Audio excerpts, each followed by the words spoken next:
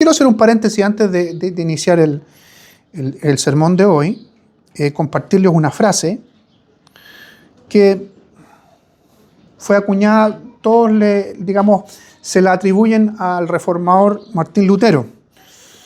Y esta frase dice que un campesino con la Biblia sabe más que el Papa. ¿Por qué digo esto? A propósito, para disentir también con lo que comentaba Carlos hace un rato atrás, que al inicio cuando decía que parece que el pastor es el que interpreta bien la Escritura. ¿Sí? Bueno, eso era particularmente una idea y que yo creo que cada vez menos, pero se enseña aún dentro del catolicismo apostólico romano, que eran solamente los sacerdotes, los obispos, los que interpretaban de buena manera la Escritura. ¿Qué dijo Lutero a propósito de, y su reflexión, a propósito de una de las 5 solas, solamente la Escritura? Que un campesino, o sea, un agente de la tierra o un obrero, el que fuera, con la Biblia, sabe más que el Papa del Evangelio. Y eso nos toca a todos nosotros, porque incluso yo, como pastor, claro que tengo la mayor responsabilidad de poder enseñar, eso sin lugar a duda, pero también tenemos que unirlo con la doctrina del Espíritu Santo. ¿Qué hace el Espíritu Santo en nosotros? Nos convence de pecado, nos convence también de quién es Dios, nos convence de que la Escritura es inspirada y por lo tanto tiene algo para decirnos todos los días a nosotros. Yo no le diría, si fuera así, yo le diría a ustedes, ¿sabe qué? Lea la Biblia en su casa. Quizás qué cuestión va a interpretar.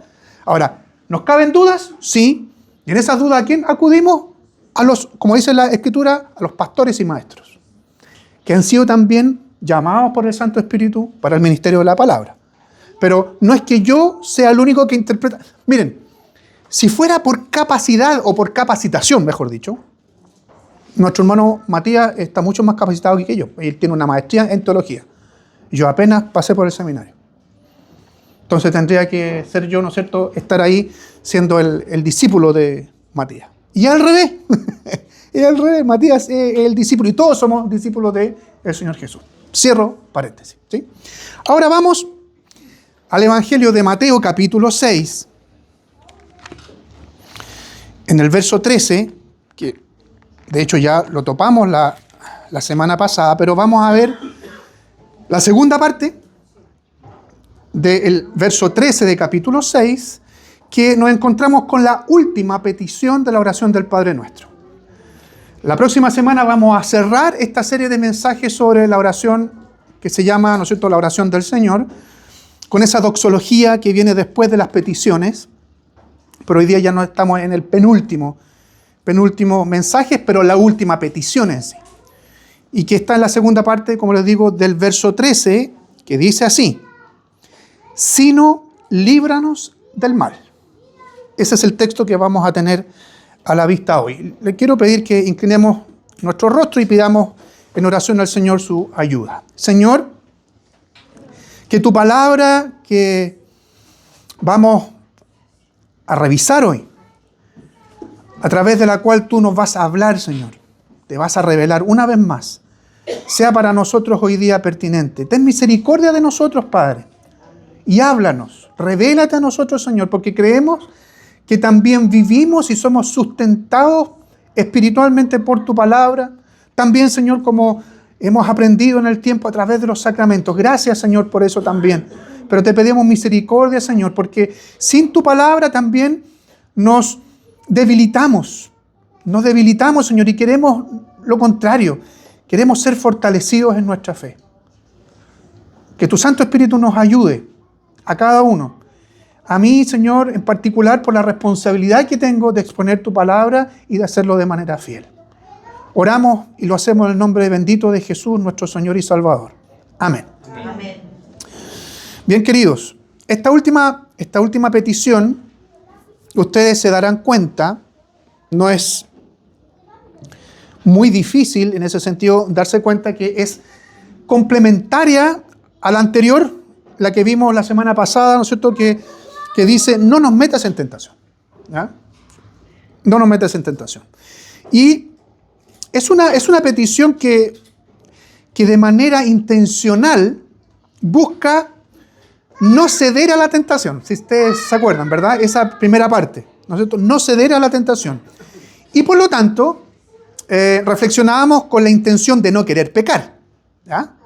No nos dejes caer en tentación, no nos metas en tentación, ¿no es cierto? Implicaba eso. Ahora, en esta segunda parte, el Señor Jesucristo enseña, o nos está enseñando, que debemos estar pidiendo también para que seamos librados del mal. ¿Cierto? Entonces, la pregunta, o en qué vamos a estar reflexionando de fondo, porque veremos otros tópicos, pero es, ¿qué quiere enseñar Jesús con esto? ¿Qué quiere enseñar Jesús con decir que debemos pedir también que seamos librados del mal? Y es lo que vamos, en lo personal, voy a intentar con la ayuda del Santo Espíritu explicar hoy día. Como primera cosa, hermanos, como primer punto, creo que es importante que nos refiramos al problema del mal, porque está hablando del mal, ¿sí? Entonces, el mal siempre es un problema y lo tenemos interiorizado. Algo malo no es algo que deseemos, ¿verdad? Entonces, cuando hablamos del mal, cuando hablamos de la maldad, por lo general, y esto es curioso, lo hacemos pensando en el otro. ¿Ah? Pensamos en algo malo, no pensamos en nosotros mismos. Siempre en el que está al frente, en el que está al lado, en el que sale por la televisión, aquellos que son malvados, ¿verdad? Es muy raro que cuando hablamos del mal o cuando reflexionamos en el problema del mal, pensemos en nosotros mismos. De hecho, a propósito del mensaje de la semana pasada, cuando pensábamos en la cuestión de la tentación, hacíamos referencia a las necesarias diferencias que había que tener con respecto a la tentación. ¿Por qué? Porque partíamos diciendo que la tentación parte de nosotros mismos. ¿Se acuerdan? Pero también de terceros, es decir, de otros seres humanos, de otros pecadores y también de otro ser, persona espiritual que es Satanás. ¿Se acuerdan? Ya. Entonces, como primera cosa, cuando pensamos en el mal, hacíamos la diferencia que la tentación viene de nosotros mismos, de un tercero que puede ser un humano igual que nosotros o de Satanás. ¿Sí? Ahora, yéndonos al mal mismo, al concepto de mal, tenemos que pensar en el origen también de esto, porque esto nos va a ayudar a poder desentrañar algunas cosas en lo que quiere el Señor Jesucristo, lo que quiso enseñar y lo que quiere seguir enseñando hoy día. ¿Ya? De manera muy sencilla, cuando pensamos en el origen del mal, sin entrar en mucha profundidad, la palabra del Señor nos indica que en algún momento de los tiempos, la maldad tuvo su inicio con la rebelión de criaturas celestiales, lo que nosotros llamamos ángeles. ¿Sí? Que la Biblia habla de eso, que son criaturas, son seres creados, eso significa criatura, por Dios, y que nosotros llamamos ángeles. Y un grupo de ángeles fue comandado o fue, podríamos decir, guiado por un príncipe. Príncipe significa alguien que es principal, por alguien principal. Y ese principal era la persona que nosotros conocemos como Satanás o el diablo. ¿Sí? O sea, el origen del mal, sin entrar en mucha profundidad, tiene que ver con eso, con una rebelión de estos seres celestiales. Ahora, lo interesante es que diablo es la traducción al griego de una palabra hebrea que es la que conocemos nosotros como Satán o como demonio. ¿Ya? Entonces, cuando uno lee Satanás, demonio, diablo, está hablando de la misma, nada más que diablo es la traducción a nuestro idioma, la traducción al griego, que es el idioma en que se escribió la Biblia, de una palabra hebrea que es Satán o demonio. Ahora, ¿qué quiere decir esto? ¿Qué quiere decir Satán, demonio, diablo, qué sé yo? El adversario, el acusador o el calumniador. ¿Ya? Entonces, cuando vamos entendiendo estas cosas, podemos entonces llegar a ciertas conclusiones que el mal o el pecado como fruto de la maldad se enquista en la creación, en esa creación perfecta de Dios que nosotros vemos en el Génesis, y se enquista de manera muy particular en el hombre como parte de ella, trayendo ¿qué cosa? Conflicto, trayendo destrucción y finalmente muerte. Así entonces la creación completa, según la Biblia, queda dañada y todas las cosas se distorsionan. Entonces, si pensamos en el mal y si estamos pensando en lo que Jesús está diciendo aquí, líbranos del mal, primero tenemos que tener con una mirada bien amplia el origen del mal. ¿Ya? El origen del mal tiene que ver con rebelión y esa rebelión trae como consecuencia distorsión, daño, conflicto y todas las cosas malas que nosotros conocemos. ¿Sí? En un origen eso no existía. Porque Dios una y otra vez en la Biblia dice, y todo lo que Dios hizo era bueno. Y después termina diciendo, era bueno en gran manera o muy bueno. ¿Cómo se distorsiona esto? ¿Cómo se echa a perder? A través de la entrada del mal por la rebelión, primero de ángeles y después de los mismos seres humanos que Dios había creado. Pero aquí tenemos que ir un poquito más, digamos, escarbar un poquito más en la Escritura y hacer una distinción también, para poder entender a qué está apuntando Jesús con esto, líbranos del mal. Tenemos que hacer una distinción o una diferencia entre lo que se conoce con el mal moral y el mal natural. Mal moral no tiene nada que ver con las moras, ¿ya? No piensen en eso, ¿ya? Mal moral ni tampoco con un apellido, ¿ya? Los actos que van en contra de los designios divinos, como aquellos que se revelaron y que hicieron los ángeles, después el ser humano, o que van esos actos en contra de la voluntad de Dios, se les llama pecados o mal moral, porque tiene que ver con la moral, con algo que está relacionado con lo bueno, ¿ya? El Señor y Dios quiso que su pueblo viviera apartado del mal moral, entregando un reglamento o un marco legal expresado en 10 mandamientos, lo que nosotros también conocemos como el Decálogo, que se resume en, como nos guió Carlos, ¿no es cierto?, hace un rato atrás, en amar a Dios por sobre todas las cosas y después dice al prójimo como uno mismo. Entonces, esto, contravenir la voluntad del Señor en este marco legal, que son los 10 mandamientos, es lo que se conoce como el mal moral. Ya, pero ¿qué otro mal existirá?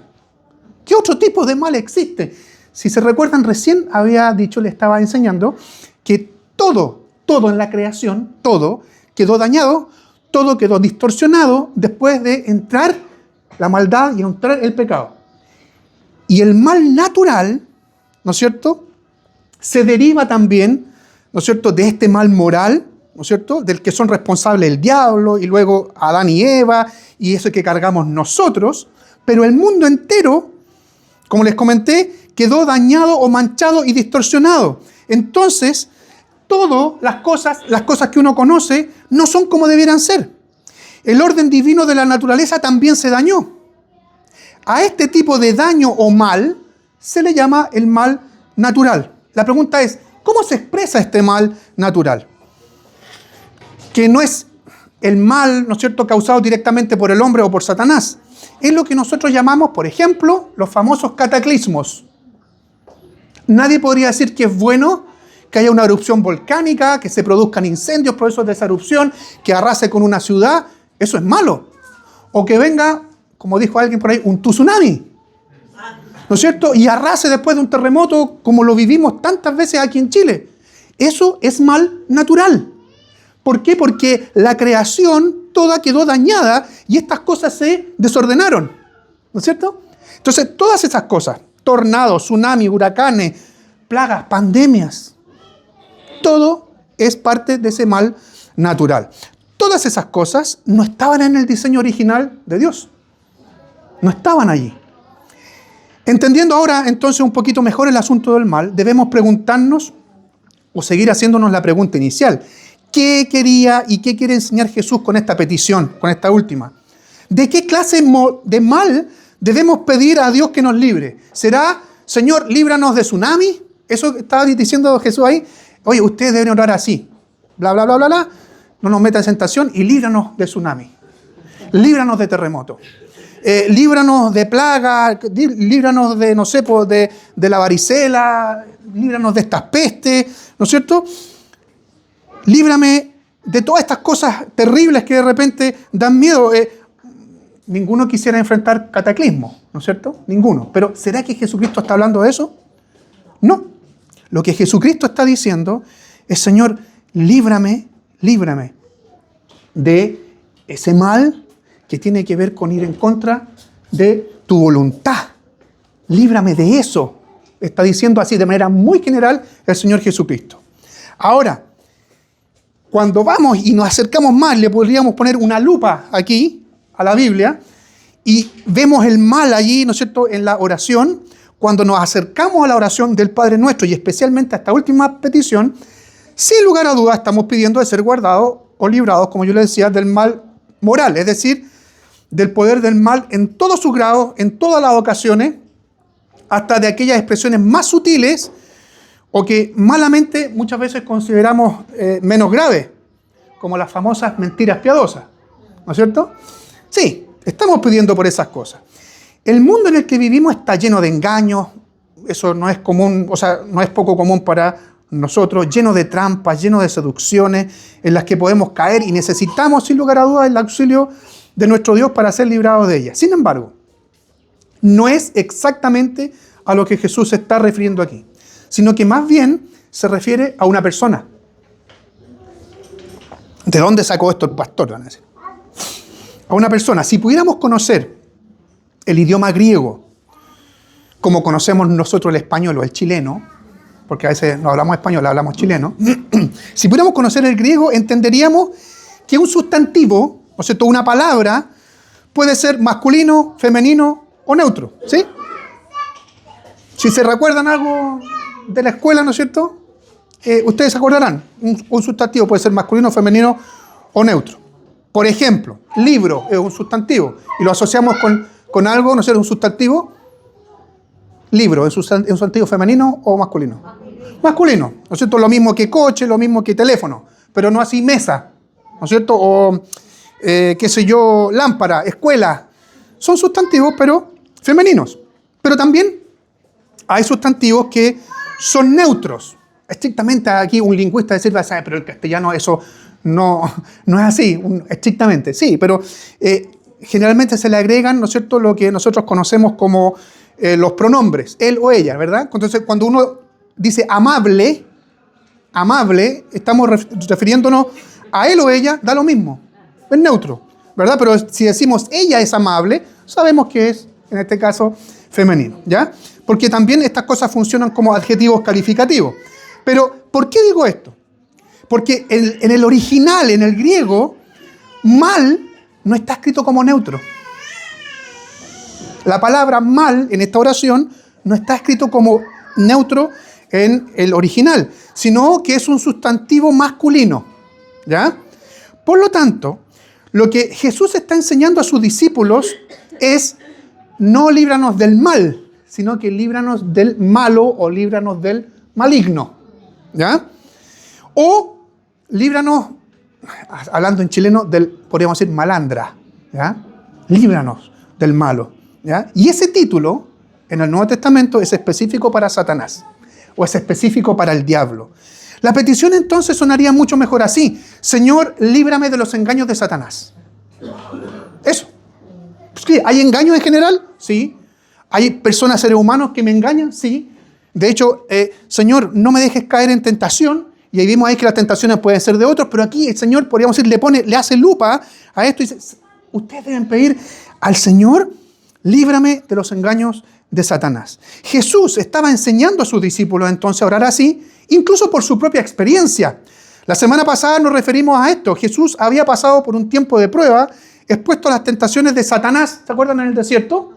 Y salió triunfante. O sea, estuvo expuesto a tentaciones del mismísimo Satanás. O sea, lo que está hablando además nos lo está enseñando así, podríamos decir teóricamente. Él experimentó eso y les dice a sus discípulos cómo deben orar y específicamente pedir al Señor, pedir a Dios que les libre de los engaños de Satanás. Pero hay algo que no debemos olvidar al respecto. Los ataques de Satanás, cuando uno lee, ¿no es cierto?, esta experiencia, podríamos decir, extrema de Jesús, no terminaron en el desierto. De hecho, solo el Evangelio de Lucas nos advierte esto, porque no quedó así en el Evangelio de Mateo ni en el Evangelio de Marcos. Cuando el diablo agotó sus intentos, dice Lucas 4, verso 13, se apartó de él por algún tiempo. O sea, el Señor salió victorioso en esos 40 días, ¿sí? Pero después siguió siendo tentado, porque se apartó Satanás por algún tiempo. Por último, en este punto, que estamos hablando, ¿no es cierto?, sobre la cuestión del mal y específicamente a lo que Jesús se refiere en la oración, y para reforzar la idea que Jesús está enseñando aquí, hay un episodio en la oración de Jesús, no esta, sino que en las tantas que él tenía, en que ora por sus discípulos de ayer y de hoy, que es lo que conocemos como la oración sacerdotal de Jesús. Y ahí en el capítulo 17 de Juan, y fíjense lo que dice aquí, reforzando esta idea que Jesús está enseñando en la oración del Padre Nuestro. Cuando estaba orando por sus discípulos, dice orando a su Padre, Señor o Padre, no ruego que los quites del mundo, sino que los protejas del mal. Adivinen la palabra mal ahí cuál es. Exactamente la misma que está usando aquí en esta oración modelo. O sea, no estaba diciendo a su Padre, Señor, te ruego que los quites del mundo y los protejas del mal en general, sino que protégelos de los engaños del maligno. Protégelos del maligno. El Señor está intercediendo, y en esa oración está intercediendo también por ustedes y por mí. Porque dice en esa misma oración, por los que van a creer a través de ellos. También, Señor, protégelos del maligno. Sí, Jesús estaba orando a su Padre para que les guardara a aquellos y nos guardara a nosotros del maligno. Entonces, dejando ya un poquito atrás este asunto del mal y de lo que Jesús estaba enseñando aquí. ¿Cómo obra, como segunda cosa, como segundo punto? ¿Cómo obra el maligno? ¿Cómo obra Satanás? ¿Cómo obra el diablo? Si ya tenemos alguna idea, ¿no es cierto?, con esta idea de engañar. O sea, más que la idea, un hecho. Porque eso es lo que hace el maligno. Ciertamente la petición está haciendo entender que Satanás busca actuar de distintas maneras en nuestra contra con la intención de dañar. Porque el engaño, ¿no es cierto?, por definición no es algo bueno. O oculta algo, o tergiversa algo, o está diciendo derechamente algo que no es así, ¿ya? Entonces, la intención, ¿no es cierto?, de guardarnos del maligno es guardarnos de esos daños, y no hay mayor daño que pueda causar en el cristiano, el enemigo, el maligno, que alejarnos de la comunión íntima con el Señor. No hay mayor daño que Satanás pueda causarles, pueda causarme y pueda causarnos en el sentido general a todos juntos, como comunidad, que alejarnos de una comunión íntima con el Señor. La pregunta es, ¿cómo lo hace? ¿Cómo logra esto? Porque yo estoy seguro que si les pregunto a ustedes, ¿ustedes aman al Señor? Van a decir sí. ¿Ustedes quieren tener una comunión estrecha con el Señor? Van a decir sí. La pregunta es, ¿la tienen? ¿O cuándo ustedes se dan cuenta que se han alejado? ¿O son engañados? Lo más obvio y evidente es que este engaño o este alejar de la comunión íntima con el Señor lo hace a través o por medio de la tentación. Sin embargo, como ya hemos meditado, la tentación no viene solo y exclusivamente de Satanás. Hay otras maneras más sutiles y mucho más dañinas de las que debemos ser librados del maligno, en este caso. Una de ellas es la acusación. De hecho, se le dice a Satanás también como el que acusa, ¿no es cierto? Como el que siempre anda, como esa persona, como si fuera un ser humano, que siempre anda acusando a otro, ¿ya? Delante de otro, ¿ya? Entonces, una de las maneras en que más obra Satanás o cómo obra para sacarnos o para desvirtuar nuestra intimidad con el Señor es a través de la acusación. El maligno, hermanos, va a hacer todo lo posible, y esto para que tengamos interiorizado por qué debemos orar, Señor, guárdame del maligno o guárdame del mal. El maligno va a hacer todo lo posible para estancar a los redimidos, ¿con qué? Con sus culpas no resueltas, con las tuyas y con las mías, ¿ya? Y me refiero a las culpas del pecado, no a otra culpa, ¿ya? Dios nos dice en su palabra, esto es parte del Evangelio, parte de las buenas noticias. Primera de Juan, capítulo 1, verso 9. Si confesamos nuestros pecados, Él es fiel y justo para perdonar nuestros pecados y limpiarnos de toda maldad. ¿Creemos esto? Y la iglesia dice, amén. Como dicen en nuestra iglesia, amén. Creemos esto y es verdad. Y es verdad. Pero ¿qué va a hacer Satanás? Ante eso que usted confiesa, que usted cree y lo cree firmemente, Satanás va a buscar hacernos dudar de esta verdad preciosa. ¿Y qué va a decir Satanás? ¿Estás seguro? ¿Estás seguro que fuiste perdonado? ¿Confesaste tus pecados? Sí, o confesaste tu pecado puntualmente, este que cometiste ahora. Y uno dice, sí. Y Satanás dice, ¿estás seguro? ¿Crees realmente eso? Ese pecado es muy feo. Es muy feo. No creo que haya sido perdonado por el Dios Santo. Porque Satanás conoce la Escritura, más que el Papa también, incluso más que yo. Ese pecado es muy feo. Yo creo que Dios no te perdonó. ¿Y esto qué es lo que provoca en nosotros? ¿Qué es lo que provoca en ustedes? ¿Qué es lo que provoca en la iglesia? Provoca desesperanza. E incluso nos hace dudar finalmente de la salvación que Dios nos ha otorgado por medio de Cristo. Ante eso, el Señor nos aclara en su palabra. Otra vez, y fíjense, otra vez el Señor viene y dice, ¿quién acusará a los escogidos de Dios? ¿Satanás? ¿El calumniador? Porque Dios es el que justifica. ¿Quién es el que va a condenar? Cristo es el que murió después, dice, ¿verdad? Entonces, aquí hay una lucha constante, una pugna constante entre las verdades del Evangelio y, entre comillas, las mentiras de Satanás. Y una de esas es como Satanás acusa. Y probablemente tú o yo hemos vivido esta situación del acusador. No, ese pecado sí que no creo que te hayas perdonado.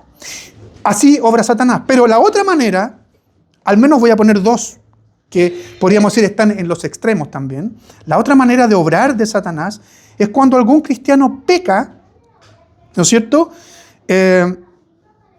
Y Satanás hace lo posible para que esa persona, para que ese cristiano se sienta muy cómodo y no tenga ni la más mínima intención de arrepentirse, y nos volvemos entonces insensibles a nuestra maldad y nos volvemos insensibles a la realidad de la santidad de Dios. Aquí está el otro lado. ¿Ya? Si hemos visto primero que Satanás acusa, confesé mi pecado y yo sé que el Señor me perdonó, porque creo que la sangre de Cristo, la obra de Cristo fue mucho más superior a mi maldad y la tapó. Pero por otro lado, también Satanás, ¿cómo nos engaña? Diciendo, pecaste, sí, tranquilo, ¿no es cierto? ¿Para qué te vayas a urgir? ¿Para qué te vayas a urgir por eso? Y comenzamos a volvernos, como le digo, insensibles a nuestra propia maldad e insensibles, por otro lado, a la santidad de Dios. Y eso inevitablemente, ¿qué va a hacer? Que nos alejemos de Él y que nos alejemos de la comunión con su cuerpo incluso, que es la iglesia. Por eso también debemos orar, guárdanos del maligno. ¿Sí? Ahora, teniendo esta visión ya mucho más amplia sobre el mal que hay en la oración, ¿no es cierto? El problema del mal, no que haya algo malo en la oración, sino que está diciendo aquí sobre el mal y cómo obra Satanás y cómo obra el maligno. ¿Cómo? Y aquí viene lo más complicado, o no, puede ser también, pero generalmente nos cuesta mucho aplicar estas cosas a nuestra vida, al cotidiano, ¿ya? Y yo quiero invitarlos acá a que pensemos al menos en dos cosas. Primero, hermanos, no podemos dejar de tomar en cuenta que las peticiones, todas las que hemos visto, son en plural y no en singular. Esto lo vimos en algún momento en uno de los sermones. Pero aquí cabe otra vez rescatar esta idea. O sea, que una verdad que está patente en la oración. Que las oraciones son en plural, no en singular. O sea, no está diciendo, Señor, o sea, ustedes deben orar así. En este caso particular, líbrame. Sino que dice, líbranos. ¿Ya? Líbranos del mal. Y ese líbranos del mal tiene este componente. Y eso no quiere decir que no podamos y que no debamos orar para que el Señor me libre, ¿no es cierto?, de los engaños de Satanás. Pero nunca yo debo olvidar y nunca tú debes olvidar de interceder por los hermanos que tienen exactamente o están expuestos exactamente a los mismos peligros que yo. Exactamente a los mismos. Y cuando nosotros conversamos, cuando nosotros nos preocupamos, estamos involucrados unos con otros, ciertamente nos confesamos nuestra falta. ¿Sabes que yo tengo esta lucha? No puedo dejar de pensar así. O, ¿sabes que tengo este conflicto? Uno sabe que, no sé, que Luchito, para no indicar con el dedo a ninguno de los que están aquí, ninguno se llama Luis, que Luchito, que Pedrito, ¿no es cierto? No puedo dejar de entender que esa persona tiene conflicto en su vida. Y por lo tanto, cuando yo oro, o cuando yo ore, no solamente le voy a pedir al Señor, Señor, líbrame del maligno, sino que voy a pedir y voy a orar, libra a Pedro, a Juan, ya digo, del maligno, Señor. Sosténlo, dale fuerza, fortalécelo en su fe. ¿Ya? Miren lo que, complementando esto, lo que dice el apóstol Pablo, que no escuchó directamente la oración del Señor. Ustedes saben eso. Cuando escribe a la iglesia en Éfeso, en el capítulo 6, en el verso 18, dice así, refiriéndose a la oración: oren en todo tiempo, con toda oración y súplica en el Espíritu. Manténganse atentos, siempre orando por todos los santos. Y aquí no estoy hablando de Santa Aurora ni de Santa Filomena, no. Por todos los santos, es decir, por la iglesia. Eso significa por los santos. Orando y orando en todo tiempo y manteniéndose atentos, orando por todos los santos, por todos. A veces creemos que no es saludable, y a lo mejor lo hemos reflexionado esto, yo lo reflexiono comúnmente, y creemos que no es saludable cargarse con las luchas o los problemas de otros, con las luchas o los problemas de los demás, con las luchas o los problemas de mis hermanos. No es saludable. O sea, si tenéis tus propios problemas, generalmente tenderíamos a decir y aconsejar: no te achaquís con los problemas de otros, déjalos tranquilos, o sea, que ya se las arreglen. Bueno, el Evangelio, las conductas que son derivadas del Evangelio, no nos enseñan eso. No nos enseñan eso. ¿Por qué? La Biblia nos enseña que no puede ser así en el cuerpo de Cristo, en la iglesia. Fíjense lo que nos recuerda el mismo apóstol, inspirado por el Espíritu Santo, apóstol Pablo, Gálatas 6, versos 1 y 2. Hermanos, si alguno es sorprendido en alguna falta, aquí está hablando de disciplina incluso en la iglesia. Si alguno es sorprendido en alguna falta, ustedes que son espirituales, restáurenlo con espíritu de mansedumbre. Piensa en ti mismo, no sea que también tú seas tentado. Y después dice: sobrelleven los unos las cargas de los otros y cumplan así la ley de Cristo. O sea, ¿hay que cargarse con los problemas, con las luchas de los demás? Sí. Y si tú no lo estás haciendo, permíteme decirte y exhortarte que estás siendo egoísta. Y no estás cumpliendo así la ley de Cristo, de amar a tu prójimo. También, como lo recordábamos hace un rato, amar a Dios por sobre todas las cosas y al prójimo como a nosotros mismos. Y como segunda cosa, aplicando el mensaje de hoy a propósito de lo que meditamos justo antes de hacer estas aplicaciones, y observábamos cómo obraba Satanás o cómo obra Satanás hasta el día de hoy. Si bien nosotros pedimos a Dios que nos libre de las obras engañosas del enemigo, también somos exhortados por la Biblia, y está unido con esto, a resistirlo. Es decir, el Señor no está diciendo: Señor, te voy a enseñar a orar y que tienes que pedir a Dios que te libre. Sí, pero el mismo Señor está diciéndonos en su palabra que debemos resistir a Satanás. ¿Y qué es lo que es resistir? Es poner oposición, ¿no es cierto? Resistir. Cuando usted hace resistencia a un peso, usted está poniendo oposición con una fuerza física aplicada. Resistencia, fuerza opuesta. Si el peso viene de arriba, usted aplica resistencia justamente hacia arriba. Entonces, ¿qué está diciendo aquí el Señor? Que nosotros debemos oponernos al diablo. Santiago capítulo 4, verso 7. Por lo tanto, sométanse a Dios, opongan resistencia al diablo y él huirá de ustedes. Ustedes no quieren ser engañados por el enemigo. Líbrame, Señor, sí, pero usted también tiene responsabilidad en eso. ¿Cómo? Resistiendo. Pero ¿cómo resisto? ¿Cómo resisto? El mismo texto que cité de Santiago nos da luz. Sometiéndose a Dios. ¿Y qué es lo que veíamos adelante del problema del mal? Si yo me someto a Dios, voy a querer hacer la voluntad del Señor y no me voy a oponer al Señor. Sométanse a Dios. Sometiéndome a Dios, ¿no es cierto? Voy, entre otras cosas, a aplicar resistencia a quien busca que justamente me desvíe, ¿no es cierto?, de Dios. Que deje de tener comunión íntima con Dios. Sometiéndonos a Dios, de hecho así lo hizo Cristo, usando la palabra, resistió a Satanás en el desierto. ¿Se acuerdan que hubo una lucha como a quién sabía más de la Escritura? Satanás usaba la Escritura para tentar a Jesús y Jesucristo resistía la tentación citando la Escritura. ¿Sí? ¿Se acuerdan de eso? Lean, si no, lean la tentación ahí de Cristo en los Evangelios. Hermanos, entonces, haciendo un muy breve resumen, esta final petición es clave, como otras tantas que encontramos acá, para nuestra lucha día a día. Y usted y yo tenemos también responsabilidad para resistir al enemigo, para resistir al maligno. ¿Cómo? Sometiéndonos al Señor, sometiéndonos en este caso a su palabra. Usted ha escuchado un mensaje hoy día. Usted es responsable de eso. Yo soy responsable de eso. Usted lo toma o usted lo deja. Si lo deja, está diciendo, me importa un bledo resistir. Yo quiero vivir como yo quiero. Pero si usted la toma a pecho, como debe ser la palabra del Señor, siempre tomada con seriedad, usted va a estar resistiendo a Satanás, va a estar resistiendo al enemigo. No solamente líbranos, Señor. Sí, Señor, no quiero verme enfrentado a los engaños de Satanás.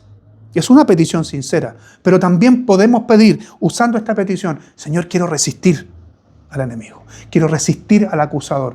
Yo no quiero vivir como que mis pecados no han sido perdonados. Mis pecados sí han sido perdonados. Pero, Señor, tampoco quiero vivir como que cuando peco me da lo mismo. No, yo quiero ser consciente de mi maldad, consciente de mi pecado. Y cada vez que peco, Señor, llévame delante tuyo en arrepentimiento y fe. ¿Sí? Amén. Oremos. Señor,